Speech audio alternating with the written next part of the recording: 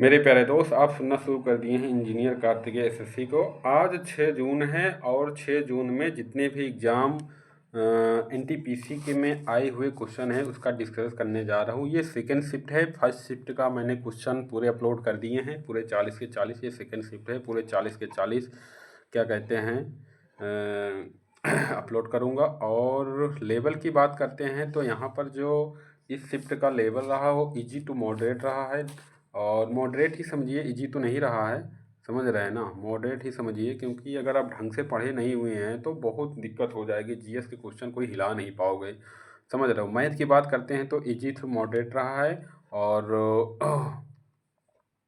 ठीक है ना। और रीजनिंग की बात करोगे, अगर रीजनिंग पढ़े हुए तो लगभग इजी ही है, उसको आराम से पूरे हम 30 है तो कम से कम 27 28 25 तक आराम से इजी से कर सकते हैं, ठीक है ना। तो लेकिन अगर आप जीएस की बात कर रहे हैं, भैया जीएस बहुत भयंकर आ रहा है, समझ रहे हैं ना। क्योंकि उतना ना तो पढ़ पाओगे तुम लोग, ना तो इतना आदमी कोई भी नहीं पढ़ पाता है ना, इतना बहुत ज़्यादा ब्रॉड है। तो इसका जैसे पहला क्वेश्चन है कि दिल्ली के मुख्यमंत्री रेखा गुप्ता किस विधानसभा से चुनाव लड़ी? अब सभी जानता है कि दिल्ली के मुख्यमंत्री कौन है, तो सभी जानता है, लेकिन किस से चुनाव लड़ी वो पूछ रहा है। तो शालीमार बाग निर्वाचन क्षेत्र से लड़ी थी, शालीबाग। अब तो है दिल्ली की जो मुख्यमंत्री कौन है, तो रेखा गुप्ता है। किस किस पार्टी से? आम आदमी पार्टी, AAM, आम आदमी पार्टी से। आम आदमी पार्टी, आम आदमी पार्टी के मेन आदमी कौन है भैया? सबसे पढ़ा लिखा इंसान है आम आदमी पार्टी का, ठीक है ना। आगे बात करते हैं कि ये तो 26 फरवरी 2025 को दिल्ली की 9वीं मुख्यमंत्री हैं। कौन से मुख्यमंत्री हैं 9वीं मुख्यमंत्री? इसके पहले मुख्यमंत्री कौन थी, आप ये बता दीजिए। आम आदमी पार्टी ने एक महिला को ही इसके पहले एक मुख्यमंत्री बनाया गया था कुछ दिन के लिए, उनका आप नाम याद कर लीजिए। और सबसे और सुषमा स्वराज, शीला दीक्षित और अनीता मानले के बाद इस पद को संभालने वाली चौथी महिला हैं। अभी अतिशा नाम की एक स्त्री थी जो आम आदमी पार्टी से थी, उन्होंने मुख्यमंत्री का पद संभाला था। उसके पहले शीला दीक्षित दी थी और सुषमा स्वराज भी इसके पहले थी। तो फर्स्ट दिल्ली की जो महिला मुख्यमंत्री थी वो सुषमा स्वराज थी, आप इसको याद रखिएगा। और ये जो हैं ये चौथी मुख्यमंत्री हैं। और तीसरी याद कर लीजिएगा आम आदमी पार्टी के अतिशा की जी को, ठीक है ना।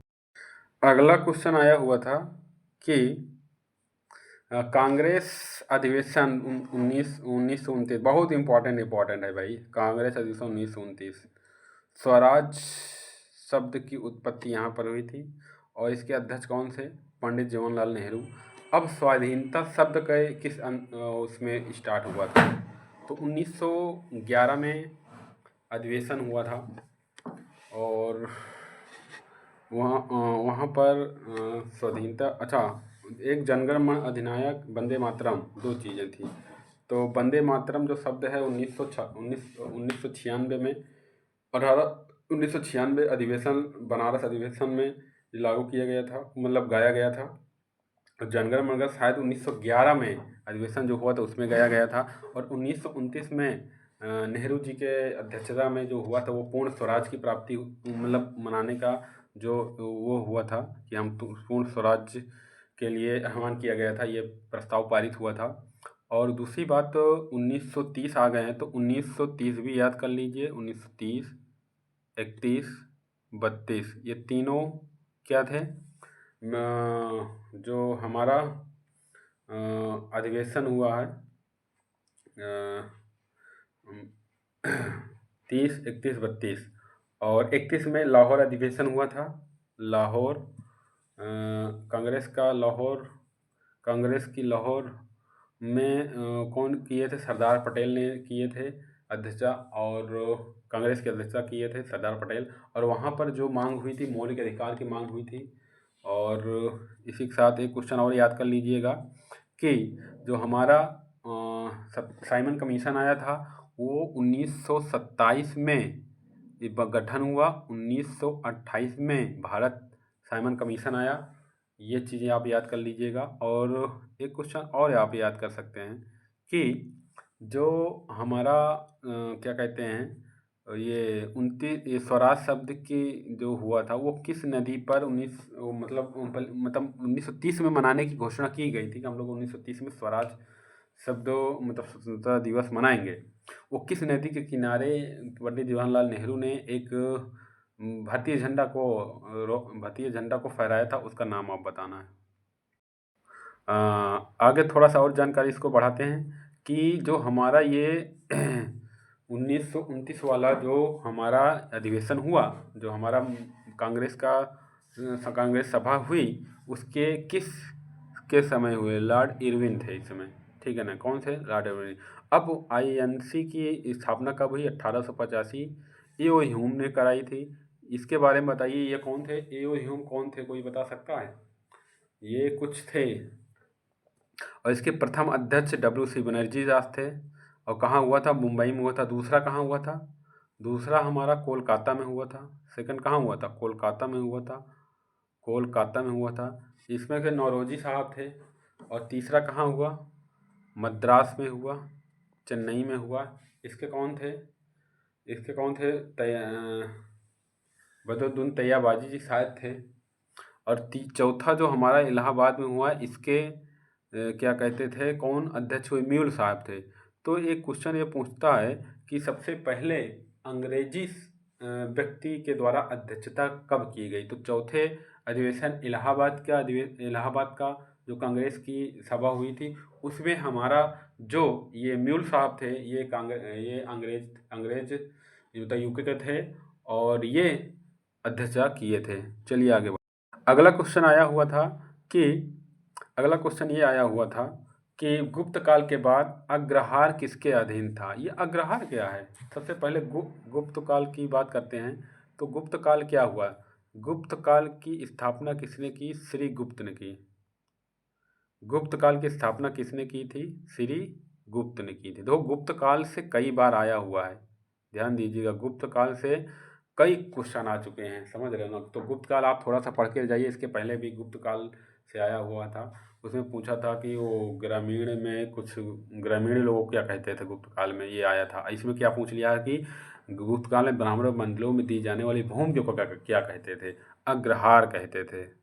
जो भूमि थी अग्रहार, ग्रहणी जो ग्रामीणी कहा जाता था ग्रामीण लोगों को।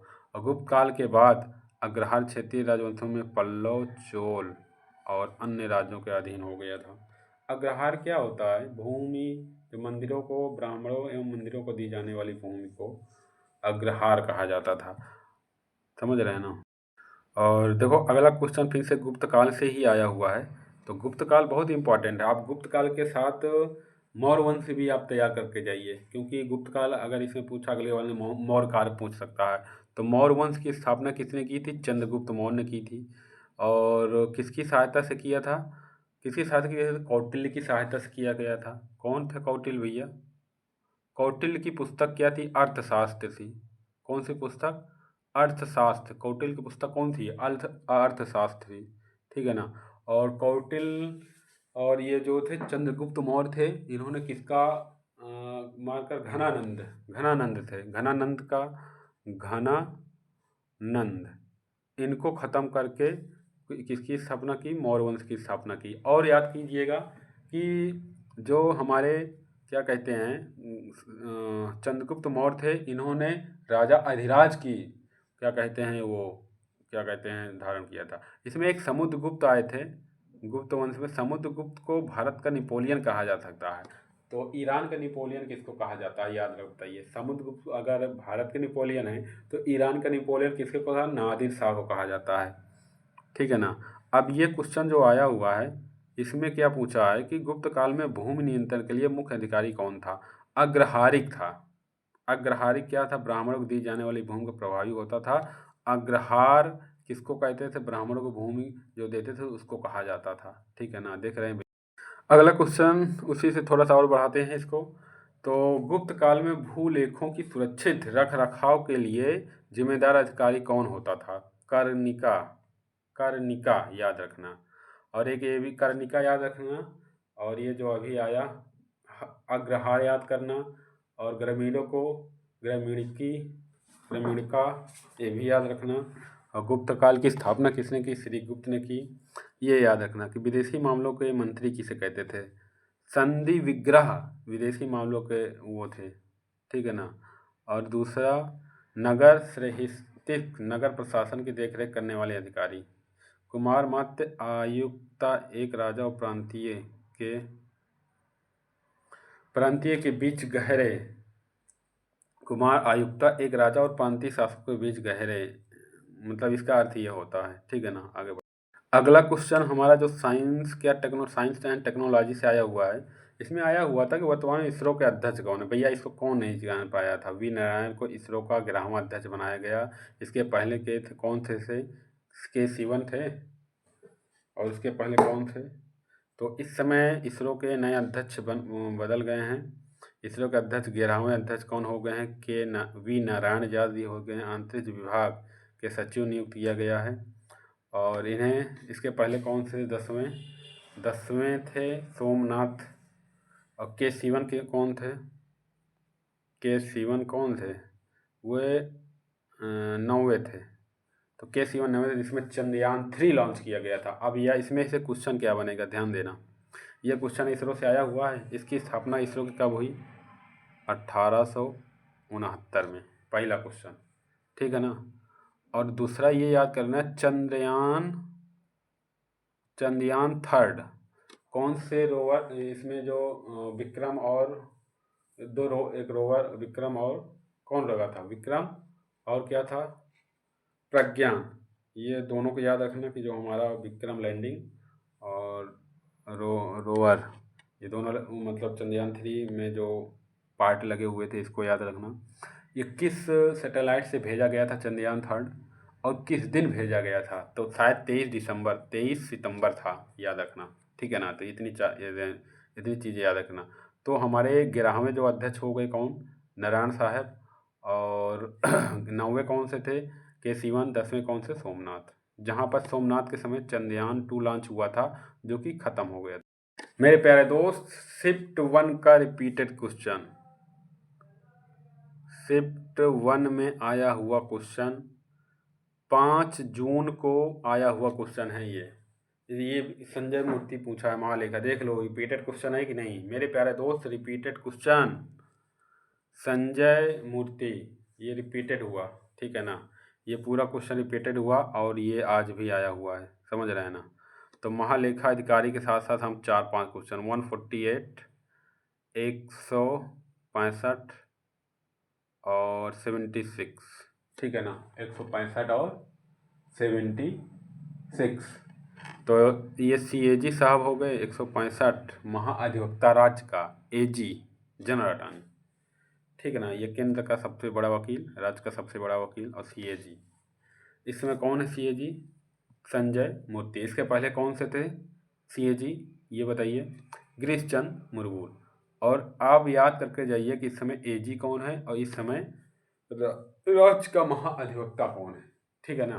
केंद्र का महाअधिवक्ता कौन है और राज्य का महाअधिवक्ता कौन है। इसके साथ साथ आप 2 अनुच्छेद और याद करके जाइए, 72 और 161। ये जो है राष्ट्रपति का समाधान, ये किसका है? राज्यपाल का समाधान, ठीक है ना। इसके साथ आप याद करके जाइए राष्ट्रपति का पद किस में है? 52 में। पाकानी कोका द्वियोदशम, याद रखना। पाकानी कोका द्वियोदशम। पा से पद, का से का, पाकानी, का से कार्य, नी से निर्वाचन, कोका कोटा, का से कार्यकाल। और ये सब होगा द्वियोदशम, द्वि दोबारा निर्वचन, यो से योग्यता, द सम, द से दशा, सा से द सम, मा से महाभियोग, सा से शपथ। 61 में महाभियोग है। तो 52 से आप जोड़ते चले जाइएगा, ठीक है ना। अब आपको मिलता जाएगा, यानी कि 52, 53, 54, 55, 56, 61 याद कर लेना महाभियोग। 63 में क्या है? 63 में हमारा उपराष्ट्रपति है। चलो आगे बढ़ते हैं। अगला क्वेश्चन जो आया हुआ था वो हमारा आया हुआ था कि 2014 की कौन सी योजना जो निवेश विनिर्माण स्किल से संबंधित है। भैया 2014 में मेक इन इंडिया आया था और ये हमारा देख रहे हो कैसा क्वेश्चन पूछ रहा है, जीएस का है। अब बताइए 2014 कौन जीएस याद करेगा। भाई बहुत तगड़ा क्वेश्चन है, समझ रहे हो ना। अगर आप पढ़ के नहीं जाओगे तो नहीं कर सकते, बहुत बहुत तगड़ा पूछ रहा है। मैं कहता हूँ 40 में 4 ठोर सही कर लो, बहुत बड़ा अपने आप को समझ रहे हो। अगला क्वेश्चन है करंट अफेयर से ही है कि नरेंद्र मोदी ने 46 साल किस खाड़ी के देश की यात्रा की है? कुवैत। इसके पहले भी ऐसे ही क्वेश्चन नाइजीरिया वाला था, 17 साल बाद गए थे। नाइजीरिया की नाइजीरिया, आप लोग बताइए।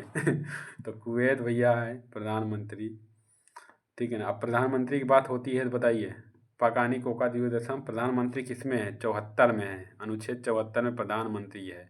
और संसद किनसे मिलकर बना होता है? लोकसभा, राज्यसभा और प्रेसिडेंट, राष्ट्रपति। राज्यसभा वाला यहाँ जाके बोल सकता है? नहीं, गलत है। लोकसभा वाला यहाँ जाके बोल सकता है, लेकिन वोट अपने अपने यहाँ देंगे, ठीक है ना।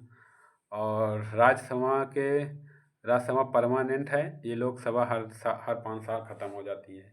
इसके 1/3 लोग हर साल गायब होते हैं, और इसमें कुछ मनोनीत किए जाएंगे, कुछ राष्ट्रपति के द्वारा और कुछ निर्वाचित होकर आएंगे। चलो आगे बढ़ते हैं। अगला जो क्वेश्चन है वो हमारे साइंस से है कि स्वदेशी आंदोलन कब हुआ। देखो इतना बढ़िया इंपॉर्टेंट, अब स्वदेशी आंदोलन से कई क्वेश्चन हम कराने वाले हैं, ठीक है ना। आप लोग ध्यान से पढ़िएगा।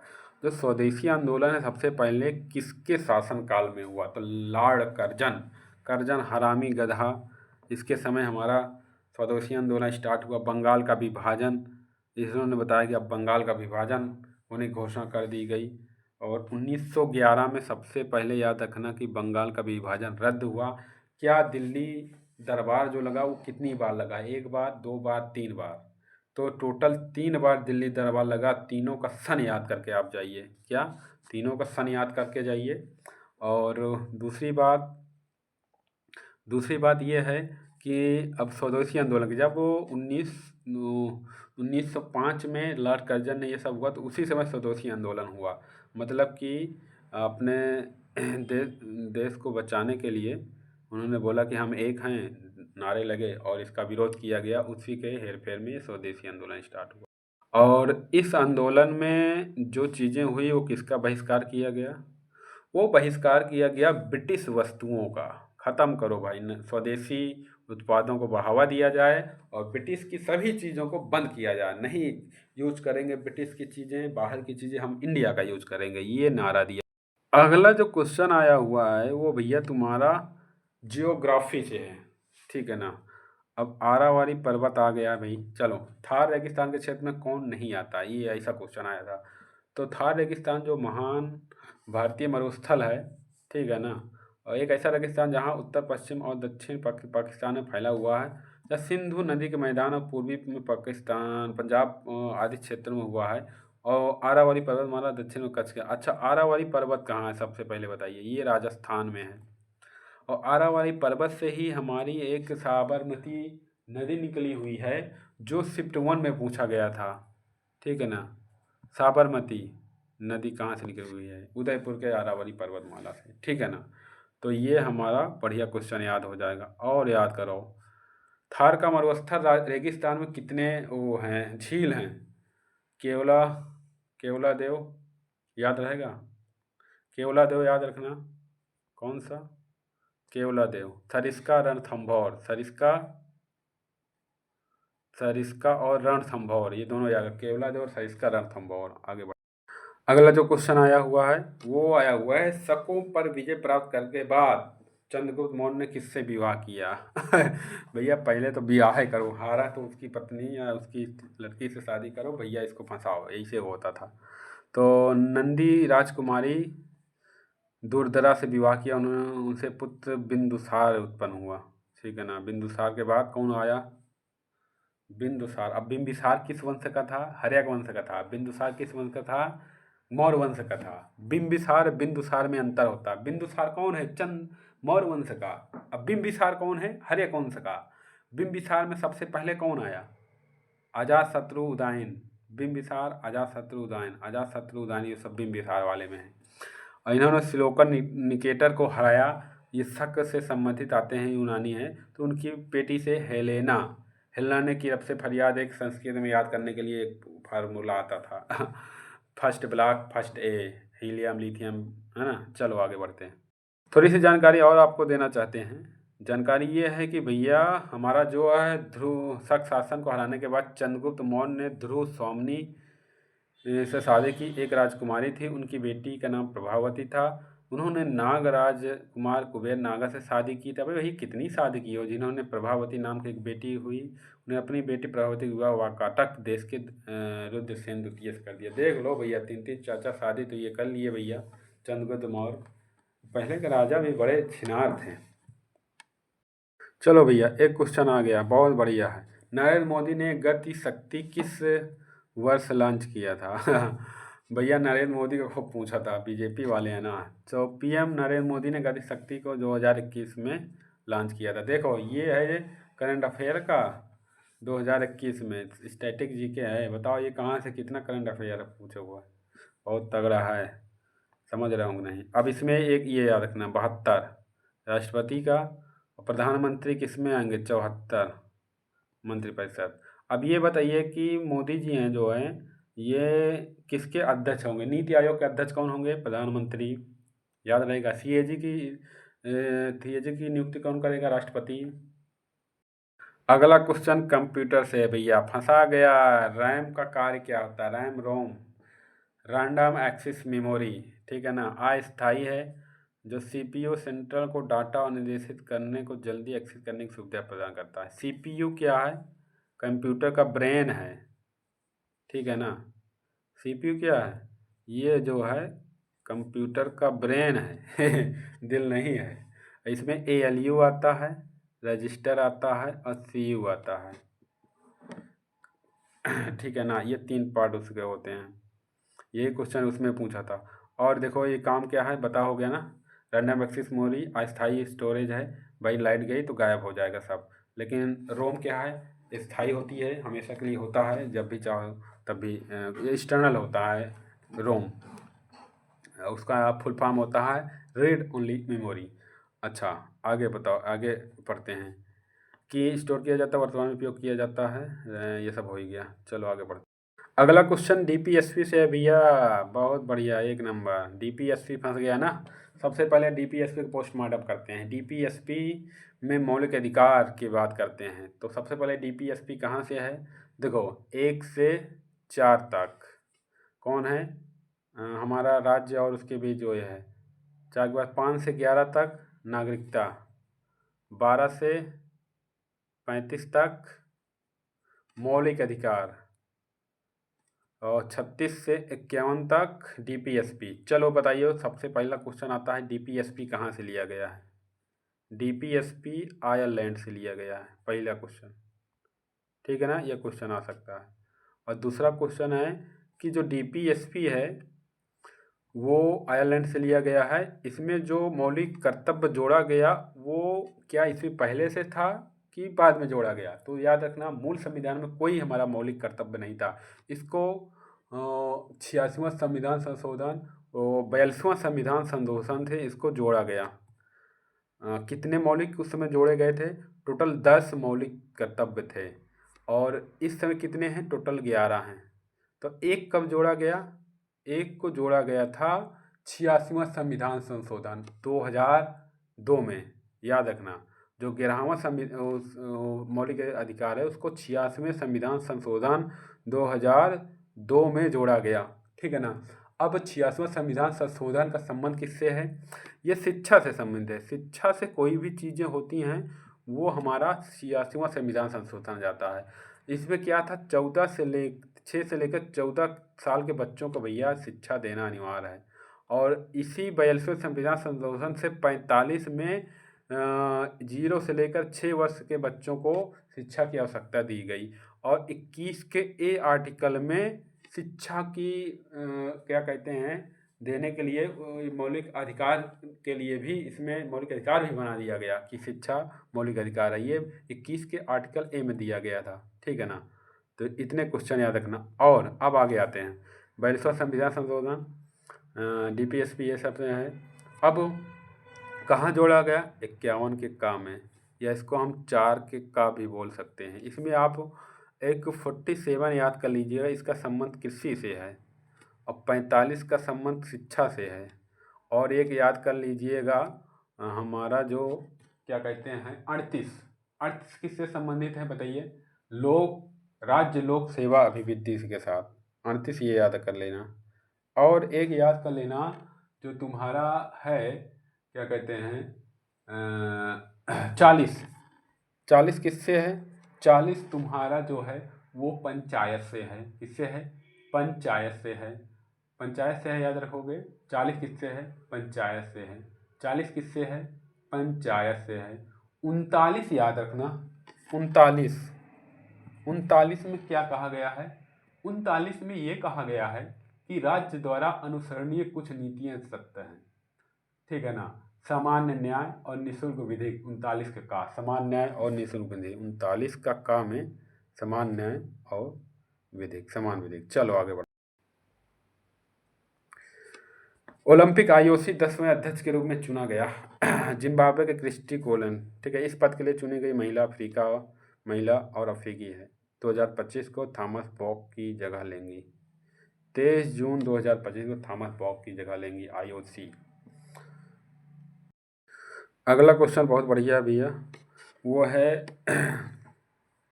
अगला क्वेश्चन पुरस्कार से है, करंट अफेयर से फिर से। किस उपन्यास को 2024 बुकर पुरस्कार के रूप में चुना गया? बहुत बढ़िया, इम्पोर्टेंट बुकर पुरस्कार। सबसे पहले कितने भारतीयों ने अभी तक बुकर पुरस्कार जीता? 3, ठीक है ना। और अभी 2024 बुकर पुरस्कार किसके मिला? ऑर्बिटल, ब्रिटेन के समांथा हार्वे द्वारा लिखी। ऑर्बिटा ब्रिटेन की समांथा हार्वे थी, ये नाम है समंता हार्वे। और इन्होंने क्या लिखा? Orbital, S orbital, P orbital, D orbital, F orbital. समझ, मतलब ये साइंस से है। हाँ बिल्कुल साइंस से है। ऑर्बिटल याद करना। अभी ऑर्बिटल पाया था कि पी ब्लॉक में क्या होता है। पी ब्लॉक में अधिकतम कितने इलेक्ट्रॉन? 6। एस ब्लॉक में कितने इलेक्ट्रॉन? 2। डी ब्लॉक में कितने इलेक्ट्रॉन? 10। एफ ब्लॉक कितने इलेक्ट्रॉन? 14। याद रखना ये सब।